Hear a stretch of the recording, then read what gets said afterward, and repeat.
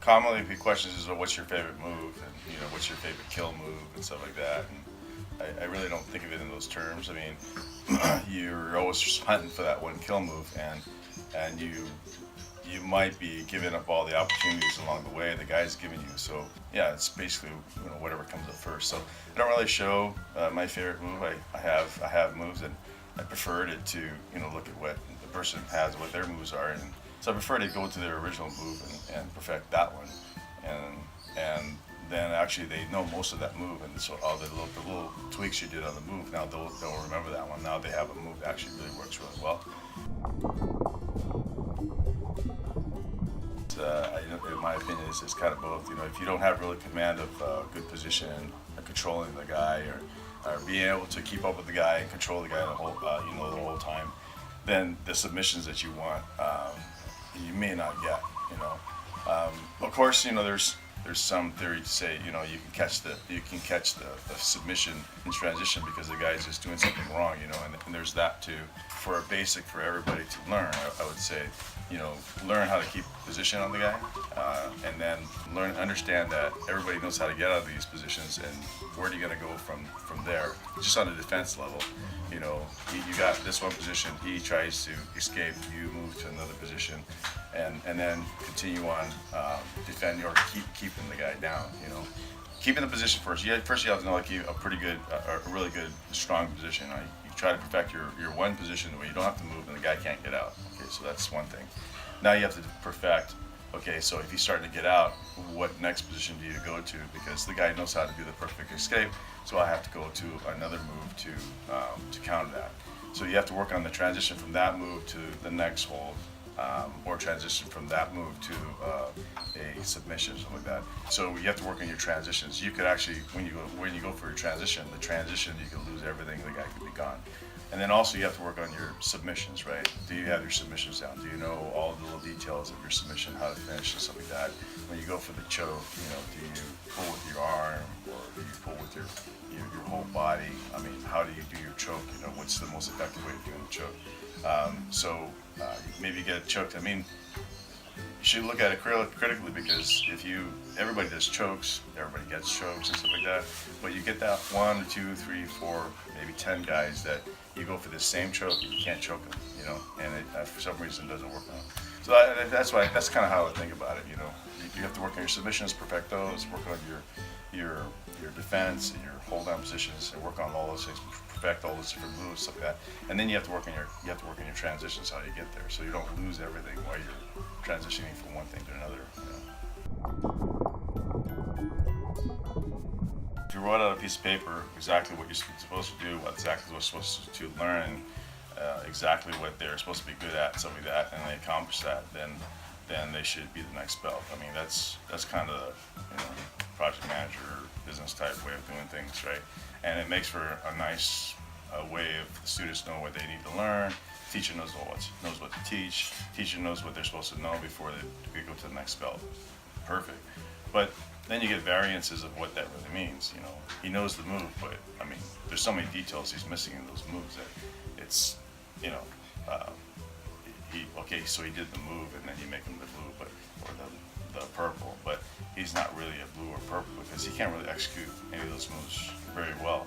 So, I mean, if you're going to belt somebody new, you should be evaluating them and make sure they know these moves and they know them well. The teacher needs to kind of look at, what's out there. I mean, you've got people in tournaments, you got people that, they hold people back in tournaments. I think I've been around long enough to know that everybody does that a little bit. You just kind of have to keep an eye on that, on the competition side usually, and see what's out there and kind of judge, what everybody's standard is on blue and purple. I have my own standard, stuff like that.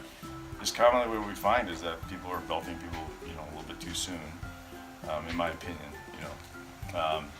But again, it's a hard thing to judge when you have teachers that don't know moves, or they don't have an understanding. You almost have to pull all the teachers around the world and sit them down and sit them in class and say, hey, this is a blue, and show them what a blue is, and it's never going to happen.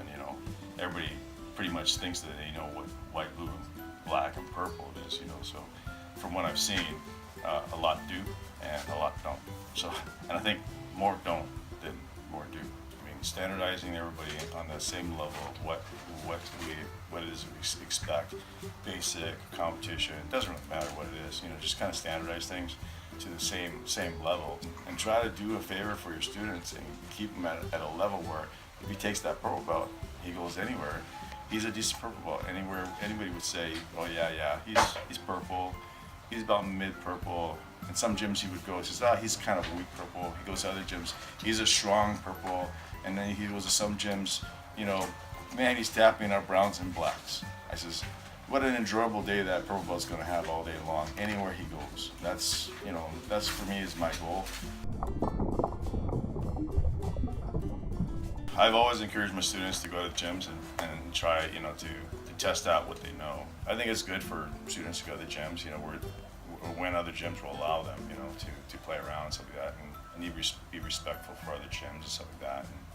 But, you know, you have to have, I don't know how you want to put it, a loyalty or a school that you go to, right? Because when you go to tournaments, you know, which teacher teaches you, you know, the teacher that you went to, you know, in Chicago, or the teacher you went to in California, or the teacher you went to Texas, I mean, they're all there. So which teacher, you know, is in your corner, you know, coaching you, you know, whose flag are you're gonna fly out and say, hey, I learned all my stuff here. A lot of gyms, they take away your black belt, or they put a stripe on your black belt.